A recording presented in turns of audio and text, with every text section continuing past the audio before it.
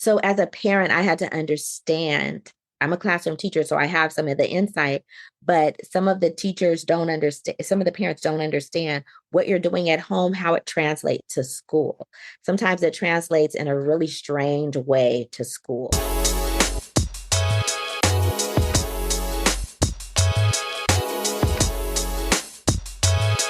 Hello, everyone. Thank you again for joining the Falling for Learning podcast. Today, during this solo episode, we're going to discuss homework, how to handle it.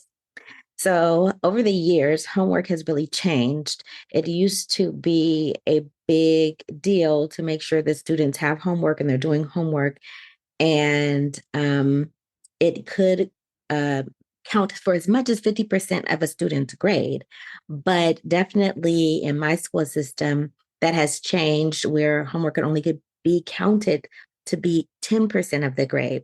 So it's really shrunk down because attitudes around equality and equity um, have really revealed that sometimes children don't have the support for helping, getting help with homework.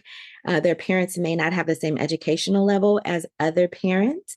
And so some people have an advantage of getting help and some people don't. So it's really changed over the years. So you may have noticed that. A lot of teachers don't have a set homework schedule or packet. Um, for my class, for example, it's an extension of what we already are doing. So they have about a week to work on the assignment. And then after that, if they aren't able to finish their work, they need to finish it at home.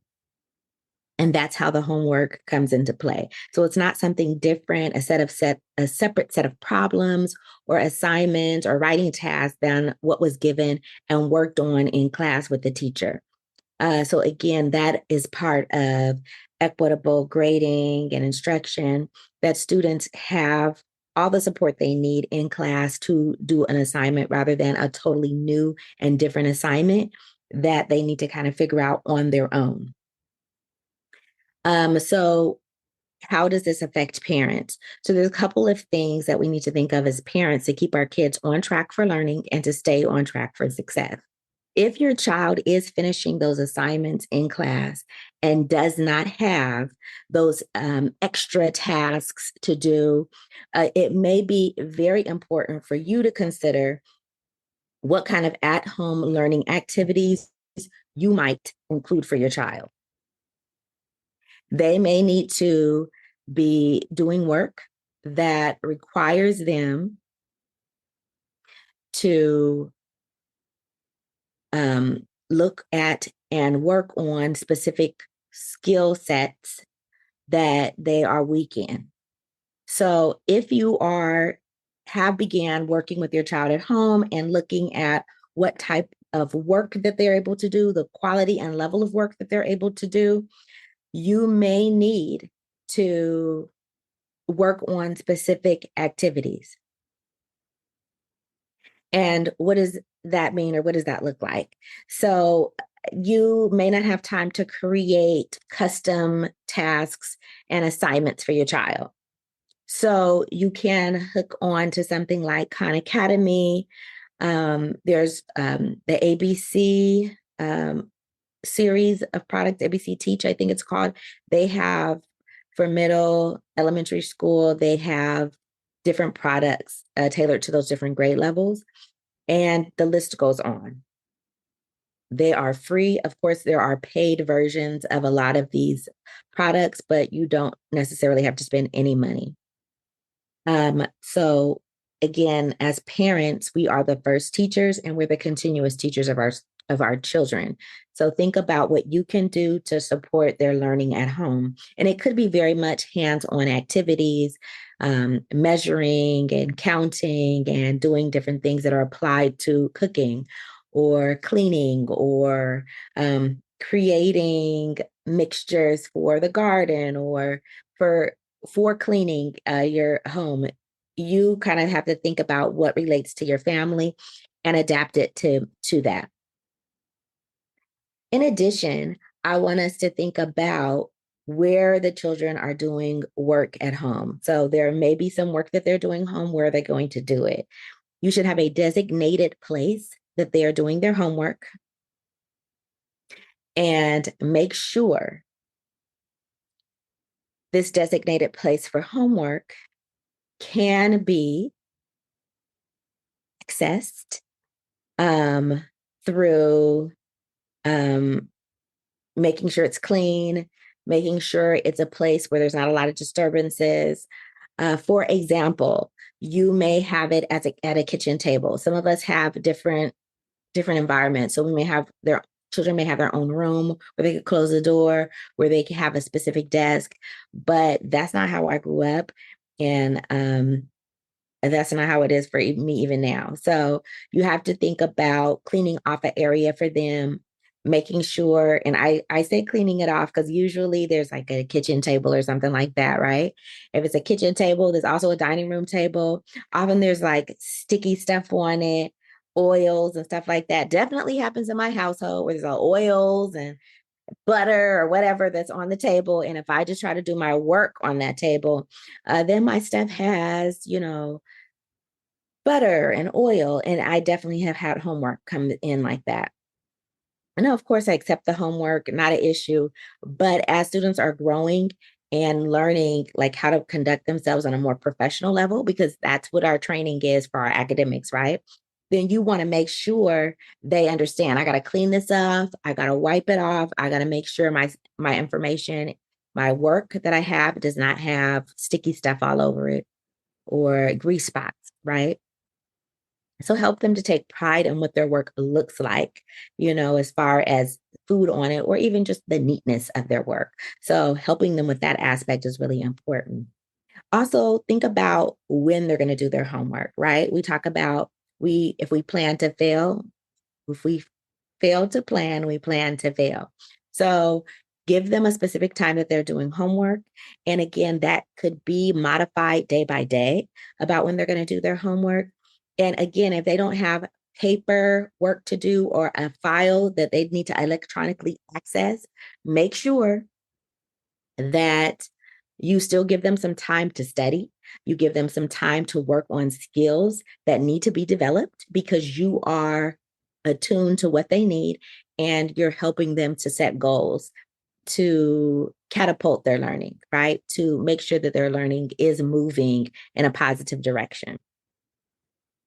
We know that for education, as they're growing, it's a moving target, right? What they needed for third grade is not the same that they need for fourth grade. It's not the same what they need for fifth grade. So they're constantly needing to improve and level up their skills. And you need to be attuned to that and make sure that they are developing those skills. So the other thing that we want to talk about is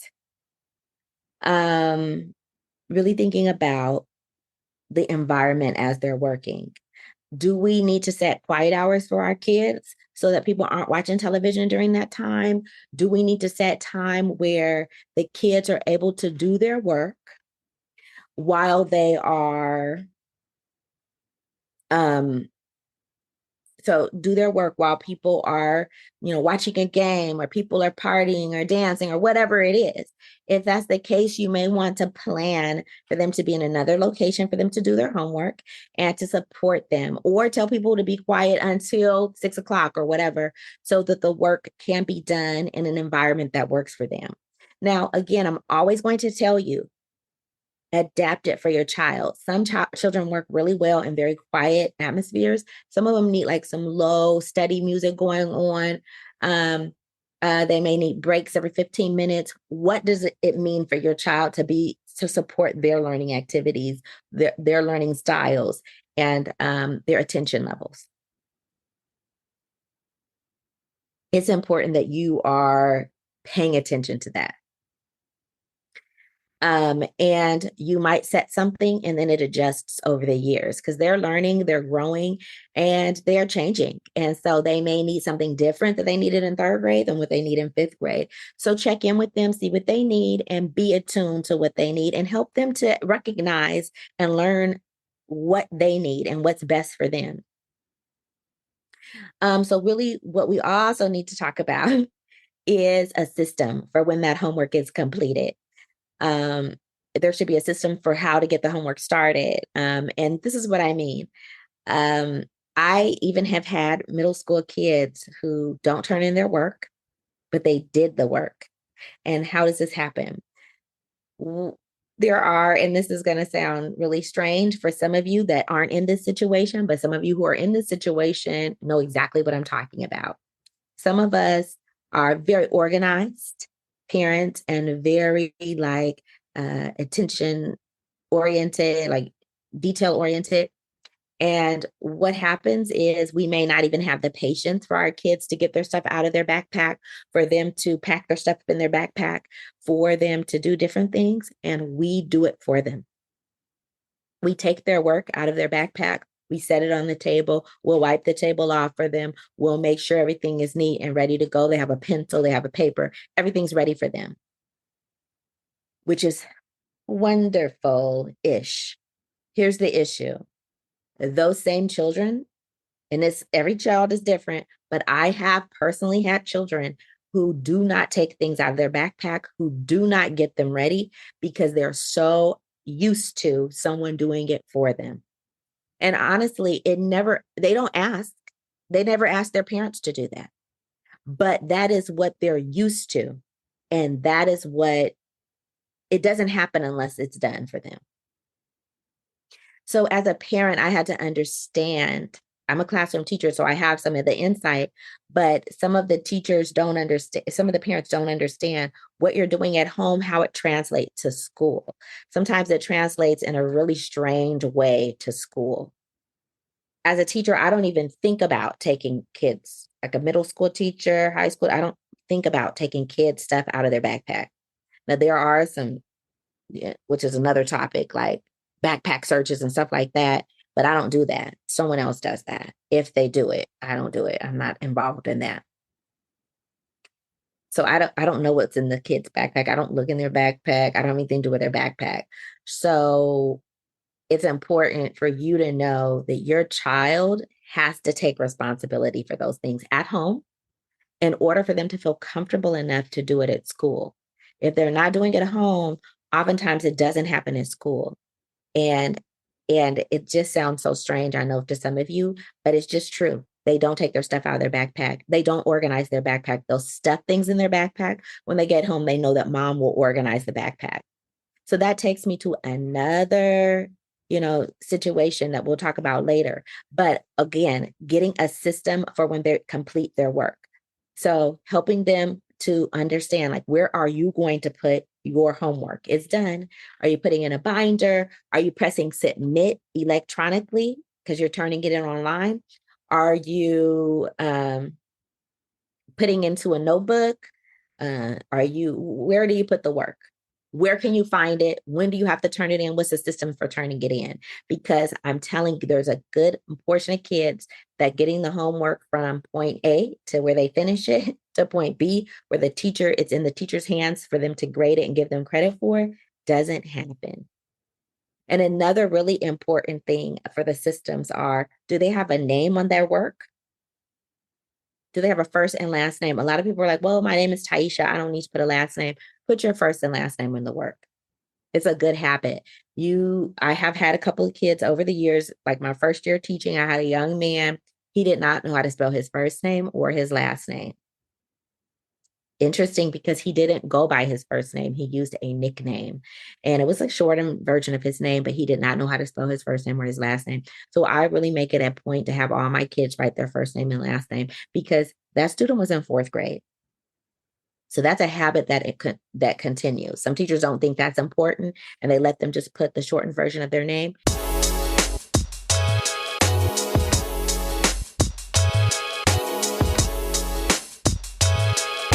Hello, parents and caregivers. Join us every Wednesday for our Well Educated Wednesdays on Instagram Live from 5:30 to 6 o'clock. We will be getting your questions answered about how to get kids on track for learning and to stay on track for success. It's free, and you can ask any question that you would like. We're here to serve you and to make sure that you have the tools and strategies needed to make sure your kids are a success.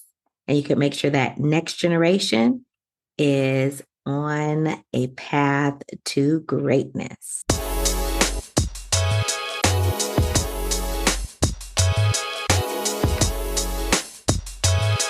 They don't know how to spell their name. Wasn't until state testing I realized that kid did not know how to spell his first name or his last name. And I was a first year teacher, but I do want to be clear that your child may have a first year teacher or a teacher that's in a couple of years and they don't know that the importance of them writing their first name and last name on the papers. First and last name and date on papers. And if some teachers have a specific heading that they want, because they have many classes, it helps them to classify where this assignment goes. And so that's very important. Where does that assignment go? And helping them to identify where it goes.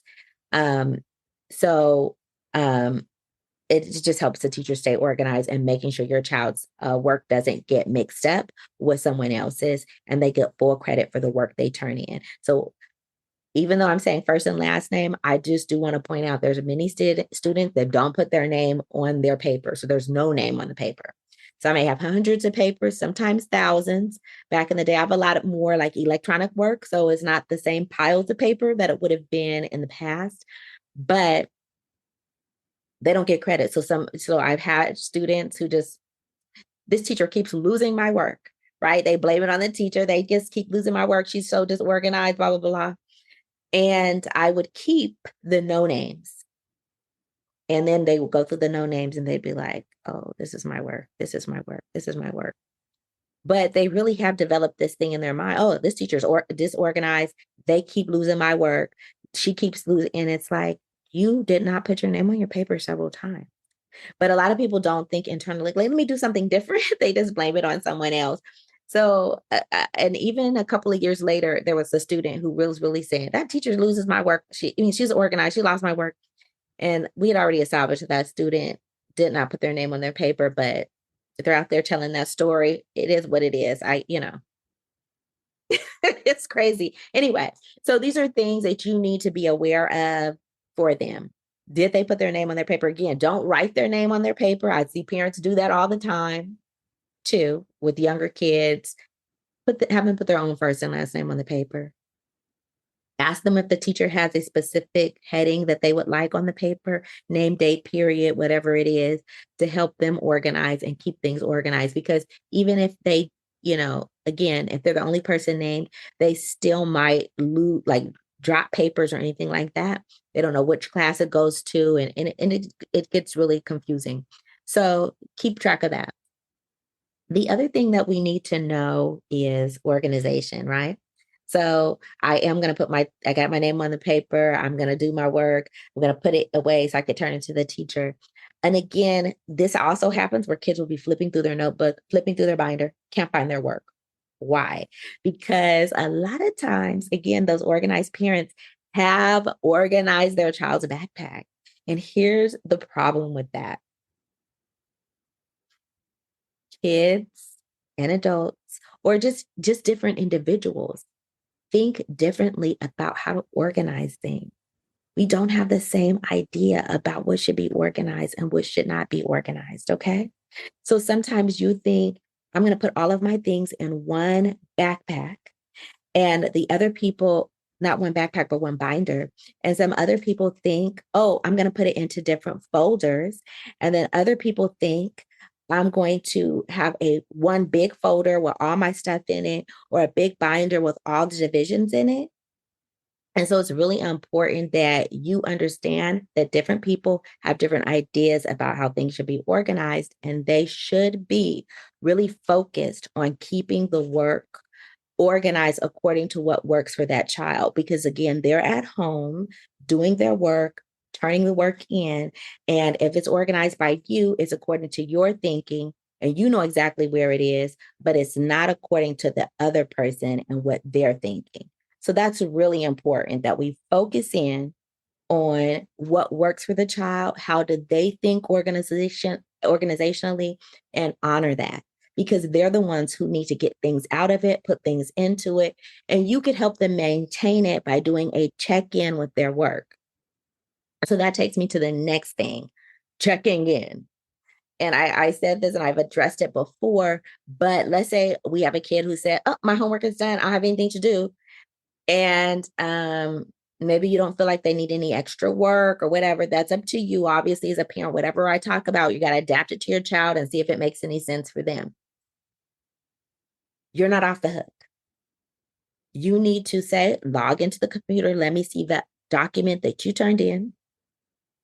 Take your work out of your notebook. Let me see, take it out of your binder. Let me see what it looks like. Let me see what you did. Explain what you did. Explain why you did it like this, whatever. So don't just say, okay, you're done with your work. Good, good, good. We're going to part ways. No, I need to see physically with my eyes what you've turned in. I need to read over it. I need to see if it makes sense. I need to look to see your math. I need to see if your quality of work. Now, parents, give them some feedback. Give them some positives. Always give positives, even if you think it looks a mess. Even if you think it looks a mess, give them some positives. Do not bother them about all the negative things, but give them some positives and then give them a couple, one, maybe one. If they already have like a really negative attitude towards learning, give them one thing that they could work on to improve their writing or reading or math or science, whatever it is. Again, you may not be responsible for checking everything, but you could see if they're getting things done, and you can ask them questions and see if they know what they're talking about. Try to get them to talk about using the language of the discipline, right? I'm talking about we're studying molecules and we're looking at biochemical reactions, whatever it is, right? Have them use that vocabulary. It gives you an idea if they know what they're talking about or not. We're just working on science. We're learning some things about all these different things, not working. I'm not convinced you know what you're talking about. So really, be up on that. So just to review, make sure there's a time and a place that they're working, make sure it's cleaned off, and help them do that themselves. Really, all the things I'm talking about, you want to be handing off responsibility to them. So it's not about you organizing their notebook. You could let me see your notebook when you do that homework check-in. Let's see how your files are organized. It could be electronic files. It could be paper files, paper notebooks, whatever it is. Let's see what you're doing.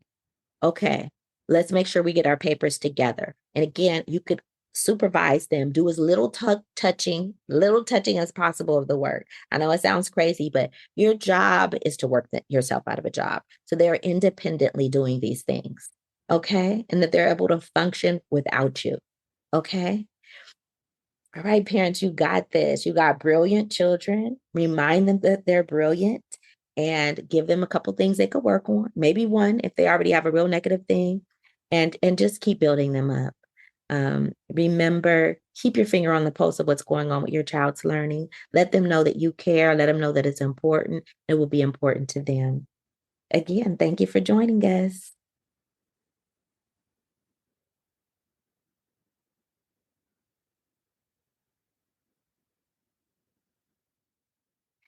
Thank you again for joining the Falling for Learning podcast. I am TD Flynall. We drop new episodes every Saturday at 5 p.m.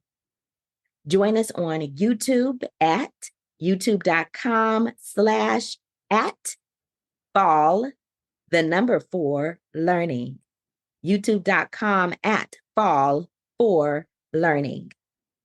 You can also catch us on Spotify, Apple Podcasts, all the major podcast platforms. And we appreciate you for joining us and making sure that you have the tools and resources to make sure your children are on track for learning and can stay on track for success. Have a great week. Thanks again. Thank you again for joining us at the Falling for Learning podcast. We are here every week. Saturdays at 5 p.m. is when we drop our new episode. Please listen in every week for those strategies and tips to keep you and the next generation on track for success. You can also find us on YouTube by going to youtube.com/fall4learning. youtube.com/@fall4learning. Again, that's youtube.com@fall4learning. We really appreciate you, and we are here on a mission to make sure that that next generation is on track for success and on track for learning. Thanks again. I'm TD Flinaw. Have a wonderful week.